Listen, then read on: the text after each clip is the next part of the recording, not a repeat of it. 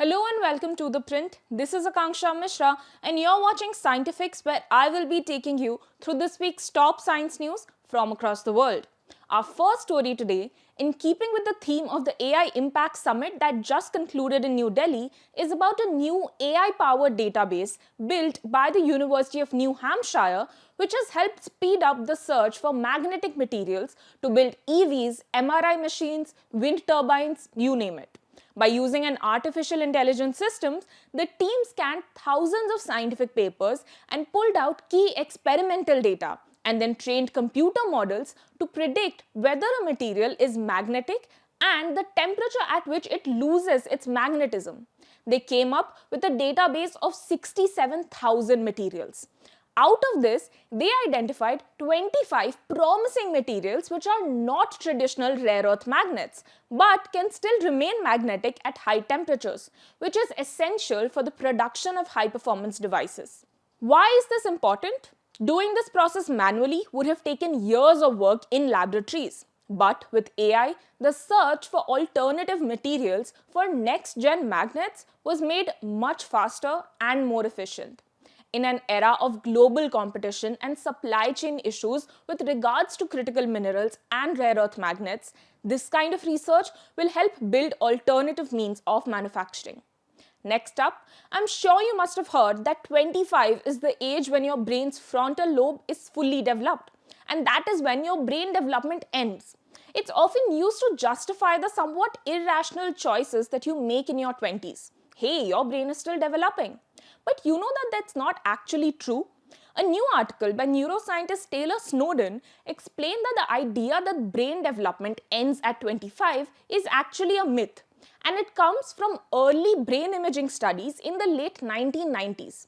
Researchers back then observed that gray matter in the frontal lobe continued maturing into the early 20s in humans. Because their data stopped there, 25 became a rough estimate for when development might finish. Over time, that estimate hardened into a myth, with no one actually corroborating the research.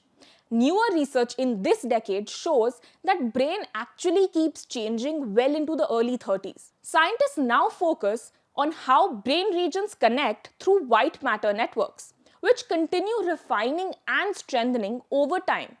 So rather than a switch flipping at 25, brain development is a gradual process. Your 20s and 30s are still part of the build.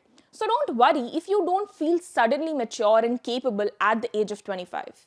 Our next story this week is about the first ever detected evidence of atmospheric pollution from rockets. That's right. A paper in the Communications, Earth and Environment journal explained that scientists in Germany traced a plume of lithium pollution high in the upper atmosphere during the re-entry of a rocket stage. The scientists detected a sudden spike in lithium atoms on 20th February 2025 when the upper stage of a SpaceX Falcon 9 rocket re-entered the Earth's atmosphere and burned due to frictional heating.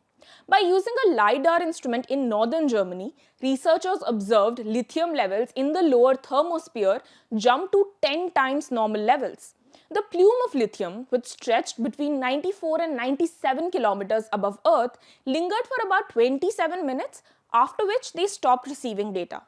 Lithium is commonly used in space vehicles but is naturally very rare at those heights.